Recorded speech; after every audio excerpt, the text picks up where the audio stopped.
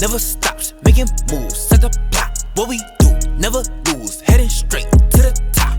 What's going on, everybody? Eric Luvana here. This is Money Talks Podcast, episode number 3. Here, my partner, David Medina. What's going on, David? How you doing? You looking fired up? You looking excited? Looking highly motivated right now, man. You always have a lot of enthusiasm, a lot of energy, which I really appreciate and I really enjoy. Well, that's because I'm jacked up, fired up, and excited, bro. Yeah. And I just literally chugged my Celsius, so I'm fired up. So what's up, everybody? This episode, we're going to be talking about another deal that we've done in the past, and this one's a little bit different from episode 2. Yeah. Episode 2 was a grand slam / unicorn that you don't really see. We bought the property at $500K. All in at $740, sold it for $905, $154,000 in net profit on that deal. Yep. This one that we're going to actually do a deep dive on right now is actually a little bit different. This one is, I would say, a base hit, right? I would say a base hit, different area, right? Different exit strategy. We acquired it a little bit different. We found the deal a little bit different. And we're going to go into this one. I think a lot of people can learn from this one as well because it's you have to go into it, and like you said earlier in the episode, every deal is different. Yeah. Right? And this is exactly a perfect example of it. So and I actually happen to like this one a little bit more than the one in episode 2. Okay. Just because, like you said, the way we acquired it, right? The way we found it, and all the people involved in it, right? So it was a little bit for me. I like this one better, even though it was less money that we made on this, right? But like you said, I think a lot of people will take a lot of good gold nuggets out of this. Yeah, absolutely. And they can learn from this. Okay, cool. Let's get into it, guys. So for this specific property, the last property that we talked about was in Chatsworth, California. This one is in South LA. Yeah. As a matter of fact, borderline Watts. Borderline Watts. Yeah. Borderline Watts. So obviously super different demographic. Completely super different end buyer. Yeah. Right? So let's get into it. So as first, I remember this. How did we find the property? Obviously I know, but I'm just asking you so you can let us know. So, as time has progressed, we talked about getting deals through our network, whether it be wholesalers and the realtors. Right. So in this particular case, we actually have a in-house acquisitions team. Right. So we kind of try to cut down the middlemen. Right. Cut them out as far as the wholesaler goes. Right. And we ended up having a in-house acquisitions team that was doing all the cold calling, doing the marketing, etc. So one of our guys actually came across this deal, called the seller, built rapport for about a week or so. Okay. And finally we ended up walking the property. Got it. So, again, this was more in-house, and this is, again, we talked about how can you get involved in real estate. Right. You have the capital, be a capital partner, or you do it yourself. Right. Or, the third option, which is, hey, bring a deal to the table. Right. So, in this case, our in-house guy, technically speaking, would be considered like the wholesaler. He was the one that brought the deal to the table. Right. Right. So, that's why I kind of like this deal. Right, is because we were able to share it all in-house. Right. Teach a new person also how to negotiate, how to find a deal, how to cold call. Right. How to walk a property, how to do the inspection. Right. So now we're duplicating ourselves. Absolutely, absolutely. So obviously we found this through our in-house acquisition team. They, obviously talked with the seller. They built rapport. Yeah. They nurtured the lead. They negotiated. We walked the property, right, and then we came to agreement on price. Yeah. Now, with this property, though, I remember there was a situation, right, on this property, right, and usually it was a little bit of a risk to take it on. Oh, this was very high risk. Right. One, we were talking about location. Right. Right. We're in Watts. Right. 2, this came with tenant. With a tenant. Tenant in place. So for those people who don't know, I've learned this. Just doing real estate for the past year, you don't usually want to buy a house with a tenant, right? Mm-hmm. In Los Angeles. Yeah. Tell me why, David. So in LA, it's the RSO, Rental Stabilization Ordinance, also known as rent control. Got it. So in the city of LA and all over California at this point in time, there's rent control, but city of LA is very difficult. Yeah. They value the tenant more, or they favor the tenant more. There's more tenant laws right. Than they do for landlords. Right. So to evict somebody, it's very difficult. Very difficult. So if you're in the business of fixing and flipping, right, Right. it's supposed to be short term. You're in, you're out. Right. Right. So when you buy a property that has a tenant in place, it's not going to be a quick, 3-month turnaround, 4-month turnaround, right? Right. This could end up being a 6-month, 12-month, Right. a whole year type of deal, depending on the situation. So it's very difficult. We rolled the dice on this one. To be honest, now looking back at it, Yeah. I didn't know how big of a risk it was. Yeah. And so I'm looking at it now like, yo, this could have turned in really bad, like really quick, bro. Absolutely. I'm looking at you a little Absolutely. different right now, bro. This was a gamble. Yeah, but it goes back to the Shit. the whole reason for it, and again, it was an in-house deal. Right. I looked at it as an opportunity not just to continue to expand and teaching, our capital partners. Right. In this case, yourself and others as well. Right. But also our in-house team as Right. well. It was more of a training. The way that I looked at it, training in worst case scenario, we would just hold on to it. We bought it at a discounted price like we always do, Right. so that even if we had to keep the tenant there in place, it would have paid off as far as the mortgage every month. Right. But let me dive into this if you don't mind. Go for it. So What was the situation? Yeah. So the seller was actually trying to get rid of the property because the tenant was a little bit of a problematic tenant. Okay. At the same time, they were looking to relocate into the Inland Empire. Okay. So again, they had a property that it was an investment property. Okay. Right. So the seller didn't live in the property. It was an investment property. They were trying to liquidate that in order to purchase something else in the Inland Empire. Right. Okay. And at the time, they were asking them roughly, I think, about $400,000. They wanted $400,000 plus or minus, and then our acquisitions manager, he brought them down to about maybe 380. Right. Between 380, 400,000, something like that, if my memory serves me right. And then we ended up walking the property. And Okay. so once we ended up walking the property, I walked it with the acquisitions manager. I built a report with the seller as well. Okay. Let them know that, hey, listen, I understand your situation. You got to get rid of this property, but you can't list the property on the MLS because you have a tenant in place. Right. And so, for those that, are familiar or not familiar, when you put a property on the MLS and you list the property, again, you have to do open houses. People want to walk the property. And when you Right. have a tenant in place, it makes it very difficult, especially Yeah. if they don't cooperate Right. to show the property. So Right. technically speaking, this is a property or a deal that 9 out of 10 times has to be purchased cash or through an investor. Right. Right? Someone who is a little bit more experienced and understands, how to handle this type of transaction. Right. But with that being said, because it's an investor that's buying it, they're not going to pay top dollar. Right. We need it at a discount. Right.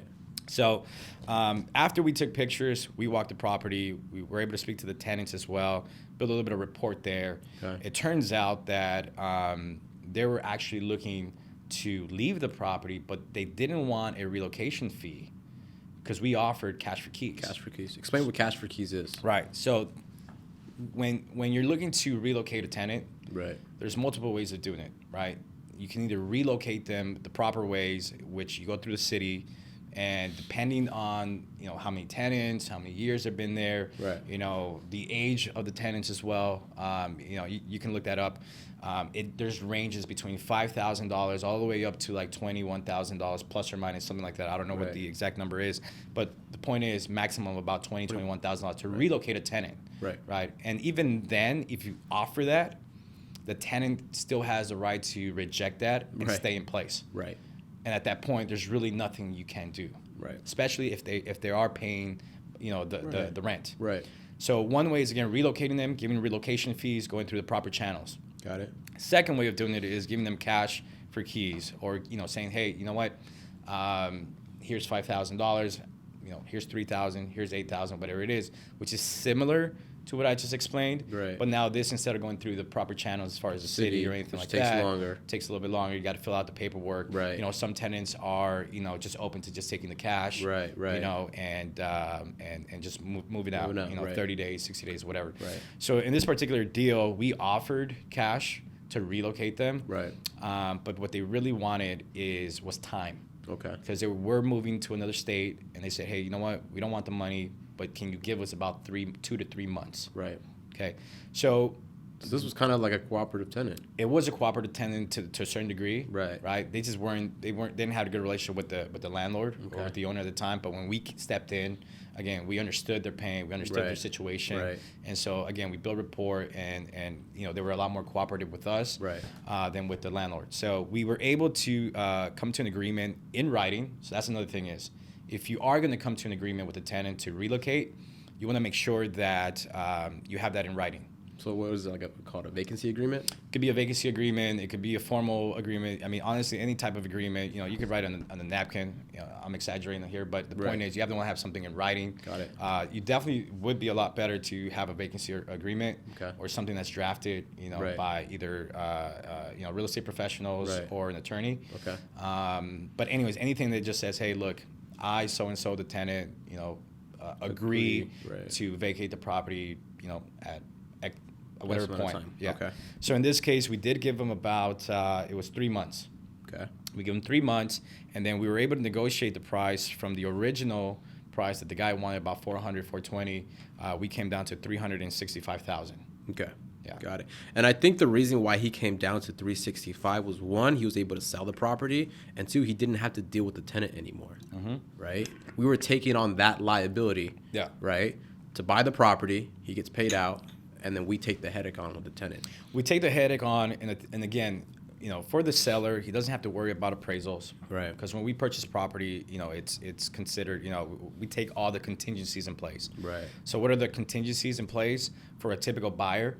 You have an inspection contingency. Right. Right. Meaning, when you're buying retail, when you're buying, you're a first-time home buyer, right, and you're looking to purchase a property, you do an inspection.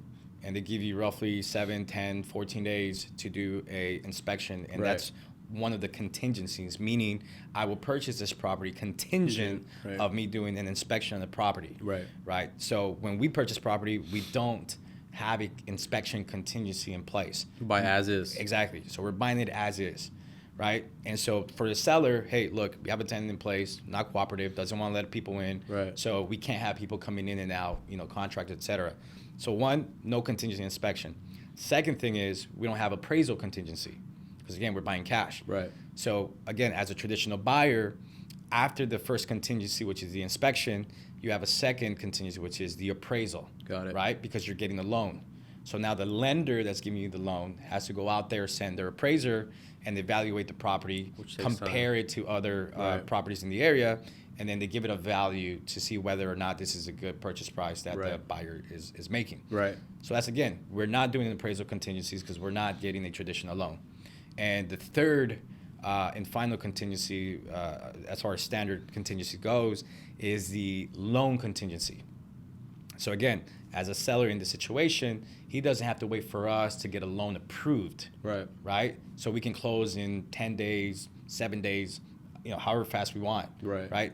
So for a traditional buyer, once again, after they've done the inspection contingency, after they've done the appraisal contingency, now they still have a loan contingency. Right. Now, meaning that after they've done all that, the bank still has to say, okay, we approve you, and now we're going to loan docs. Right. And so that typically takes about 20 days plus or minus, right? Depending on who you're working with as a lender. So from a seller's perspective, in this case, you have a tenant that's not cooperative with him. They want to sell quick because they have another deal in the Inland Empire that they need to move on. And so we come with this solution of, hey, we'll take the property, cash, we'll take it with the tenant in place. We're not going to do inspections. We're not going to do appraisal, and we're not waiting to get approved for a loan. Right. So this is why, at the same time, we provide a service for other individuals, for sellers as well. Right. Because without, someone like us that's going to come in and buy this cash, right, they have to try to, put it on the market, right? And go through all those hula hoops and it might not even go through. And it might not even go through, exactly. Right. Yeah. So there's no other way of them and getting then the money out. At the end of the day, there's commissions as well. Commissions, closing costs, all that stuff. Yeah, Right. absolutely. Okay. So for them, when we came down to 365 and we're taking the tenant in place, it wasn't his ideal situation, but we were able to, let him, look at the bigger picture, and he agreed to the price. This episode was brought to you by Luxum Capital. We maximize returns for investors through value-add real estate. If you've been wanting to get involved in real estate and just not know how, or maybe you have some lazy money sitting in the bank not making you money, you have an opportunity to become a capital partner with Luxum Capital. What does that mean? That basically means, one, we find highly discounted properties, manage them, rehab them, and sell them for a profit, and you sit back and collect a check. You become an equity partner in every single transaction that Luxum Capital participates in. If that sounds like something you'd be interested in, you can reach us at luxumcapital.com. Thanks for tuning in. Perfect. All right, purchase price, agreed 365 with tenant in place. Yeah. How did we fund this? So this one again is the same thing. We JV'd on this one. Right. Total cash that we were needed on this deal was $126,000. Okay. So we came in half and half on this, 50-50. On this particular deal, we put 15% down. Right. Okay. So and the interest rates was at an 8.99.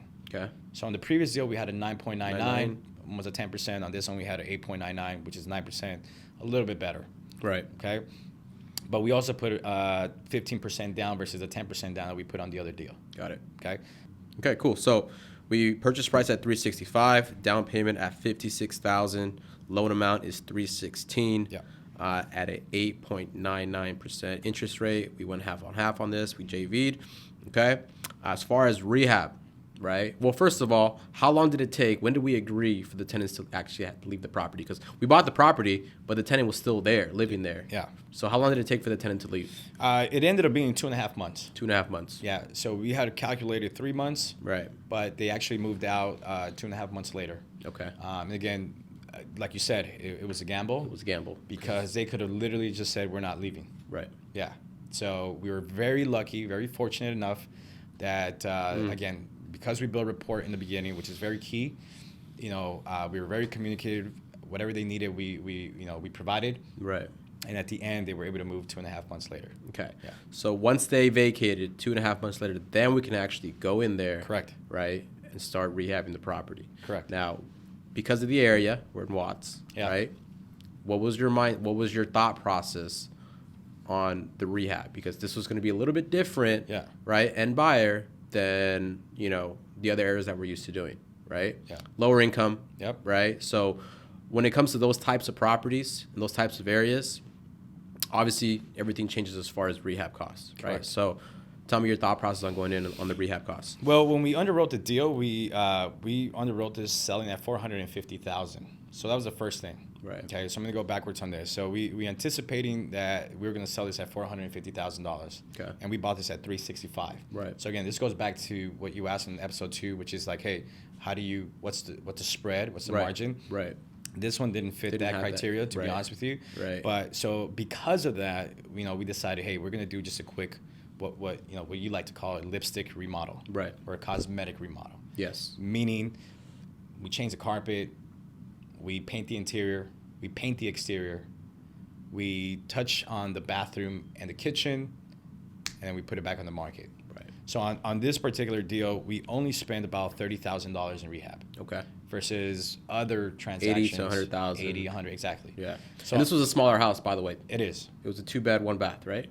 It was a 2-bedroom, 1-bath. Right. Correct. Okay. But it did have a detached garage in the back. It did have a detached garage, yes. Exactly. So on this one, we went with a light rehab, $30,000. That was completed in about 3 weeks. Right. Yeah. So it took us about 2.5 months for the tenant to leave. Then we spent another 3 weeks, let's just call it 30 days. Right. And then we immediately put it on the market, and within a couple of days, we had multiple offers. Right. Yeah. Okay. Okay, cool. So as far as that thought process and going into it, I kind of like what we did there because we had an exit strategy from the beginning. We knew exactly what we were going to do, right? Based off what area we're in, based off the rehab budget, right? And so as far as resale price, how did you come up with that price? So again, comparables. Okay. 450 was the number. Okay. But because of the time that we were in, we ended up listing this at $499. $499. Yeah. So again, when we underwrite a deal, it's worst case scenario. Okay. So worst case scenario, even if we would have listed this at $450, we bought it at $365, $30,000 into it, it would have been, we still would have made some money, but even at $450. However, we listed this at $499 because at the time, once we were done, there was a lot of comparables that were selling in the 500s. Okay. And we ended up going into contract for $525,000. Okay. So I think one of the things is I want to mention too on this. Where was the market at that time? as far as interest rates? Do you remember? Yeah, I believe we were still in a low interest rate market. Right. So still seller's market, right? Yeah, I think so. Yeah, Okay. yeah, I'm pretty sure. Okay. So we went over, right? We listed it and we got an offer at 525. When 525. 525. Another thing I would add too, Eric, is that it's very important to know the type of contractor you're working with. Right.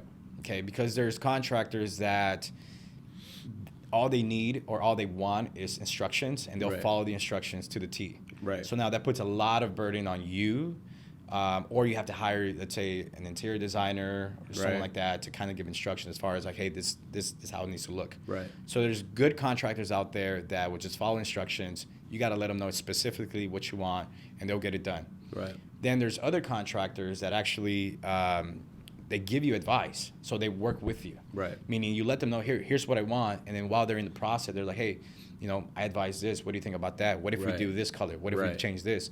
And so luckily for us, we've partnered up with contractors and people that work with us that have a lot of experience, 20, 30 years, in this industry. Right. And working with a lot of investors. Right. So they give us a lot of pointers as well. And as far as this contractor, you worked with him in the past, Yeah. so you guys definitely Yeah. obviously have rapport and built Yeah. relationship with each other, and he kind of knows exactly. You tell him to do something, he knows exactly how to do it. Exactly. You know.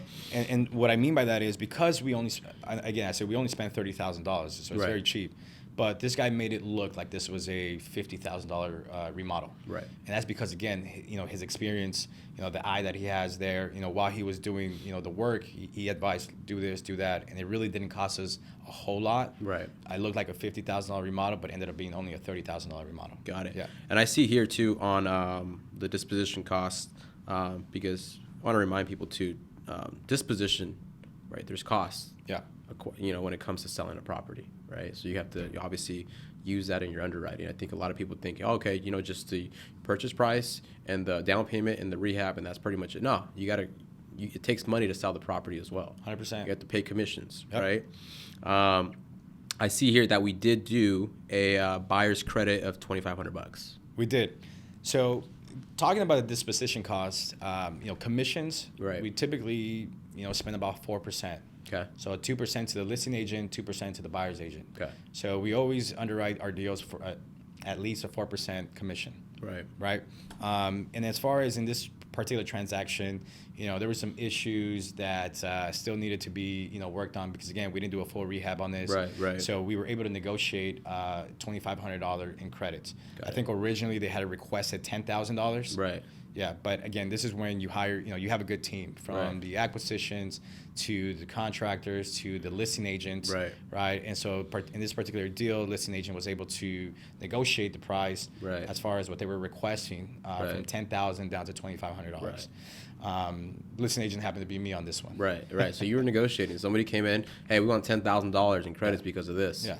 I remember that conversation, Yeah. and you kind of knew from your experience, like, yo, this guy's just trying to get, Yeah. some money for his clients. I Right. would be doing the same thing. Exactly. Right. And now I Right. remember. So the Yeah. buyer's agent, which I actually happen to know him as well, Right. again, being in the industry for over a decade, I knew that he just wanted to get some money for his client, which, Right. he was doing his job and he did a fantastic job about it. Right. But the $10,000 that he was requesting for repairs, and especially what he put Right. in repairs, what he remember. wanted, Right. I was like, that's not Doesn't worth cost. $10,000. Right. So we ended up giving $2,500 because, it was still a good deal for us. Right. So, a full recap, we purchased this at $365. 365. We spent $30,000 in rehab, and we ended up selling it for $525.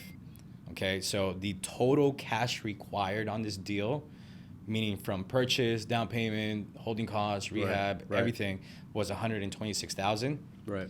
And then we ended up netting a 38% return on this, which ends up being a net profit of $48,000. Right. Yeah. Honestly, not looking back at this one wasn't a base hit. This one was like a double. I would say like a double. Yeah, I'd say it was a double.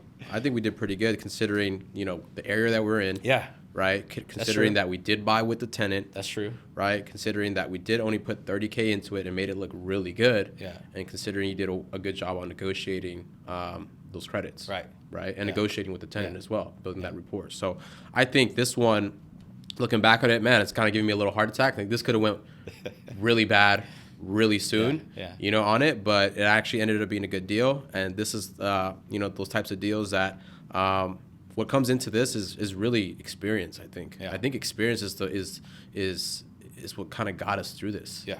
You know, because you know you did have to negotiate with the seller, right? You did have to negotiate with his tenant. The tenant. You did have to negotiate with the agent. Yeah. Right. And so all that was from experience, and that's what a lot of people don't realize is there were so many different variables in this that came out of nowhere. Right. Right. And this could have easily been like, you know what, we have to walk away from the deal. Right. Would have killed the deal. We have a tenant. Would have killed the deal. Somebody would have walked away from this. Right. Right. But there's so many variables. And so for anybody coming into real estate, this is kind of the advantage, right? Or the value that somebody can provide with experience coming into this. And one, saving the deal, two, making the deal happen, and three, actually coming out profitable from this. You know what I mean? So that's kind of, I want you guys to kind of grasp after you're listening. That's where experience comes in. That's exactly why I tell you guys, look, partner up with somebody. You want to get involved in real estate. You want to get in the game, right? Well, you know, get in the game with somebody that's played the game before. Right. Right. You know, I say that all the time, is like having a mentor, having somebody coach you is like the cheat code to life, right? Somebody's played this game already. They know all the cheat codes. They can get you to the next level, right? Over and over and over again. Why? Because they've been there. Right. Right. And so that's another reason why we opened up Luxum Capital for anybody out there wants to get involved, to come in, right? Get in the game, right? And make some money in real estate, right? Become a success story. And as you're playing the game, you're learning along as well. So this was a great deal. Net profit of $48,000 on a property in Watts. Yep. I think that's a no-brainer. I think we did a great job on that. That was another great deal that we did together. So for anybody out there that's, you know, hearing this, man, make sure if you got value from this, guys, make sure you just leave a comment. Leave us a 5-star review. There's a lot of nuggets that we went over this. Is there anything else that you wanted to talk about specifically for this deal, or do you want to go into something else? No. This, like you said, I guess now that I look at it, it could be a double just because of all those factors that you just mentioned. Right. I don't think this would be a deal that we would take on again right now in this market. Yeah. Just because of high interest rates and just values are coming down. Right. So I mean, we would have to take this maybe at at 300,000 versus 365. Right. For it to make sense now. But yeah, no, I mean everything you're saying I agree with. Being in this business, it is glamorous, but they make it out to be a lot more glamorous than it is. It's a lot of hard work. There's a lot of risk. Because when you fix and flip, technically speaking, it's speculation. Right. So no different than a day trader with stocks. They buy it at X amount because they think that the stock is going to go to a higher price. Right. So basically what we're doing is speculating. Right. And speculation is high risk, high reward. Exactly. Yeah. So the high reward is where people really get stuck on, but they don't pay attention to the high risk. Right. And that's where a lot of people who get into this business, who are just beginning, are the ones that fail. They lose 50, 100, or their entire money right. in certain deals, and they don't know how to exit properly. Right. And so it's one of these businesses where you can't be emotional. Right. You have to really do a lot of research. You have to have the experience, right. realistically speaking. And look, at the end of the day, when I started this, I had no mentorship, I had no coaching. Right. So my experience comes from going to university. You're right. You know what I mean? Right, So right. I had to pay my dues right. financially. Right. Physically, emotionally, mentally. Financially, and all of the above as well. So, my experience comes from that. You know what I mean? Is now I know how to handle certain situations. I haven't had home runs all the time. I've had, my losses as well. Right. And again, it comes from the fact that I didn't partner up with anybody. Right. I didn't have a coach. I didn't have any mentors. I didn't have anybody. So now if I were to be getting into the game, for sure, and it's my first deal, I'm 100% would partner up with somebody. I'd rather get 50% of something than 100% of nothing. Right. You know what I mean? So that's pretty much it that I can add to this. We're going to call it quits on this episode right here. But like I said, if you guys got value out of this, make sure you share this with a friend. Maybe share it with somebody that wants to get involved in real estate. Like I said, our goal with this whole podcast is just to provide value and get people educated.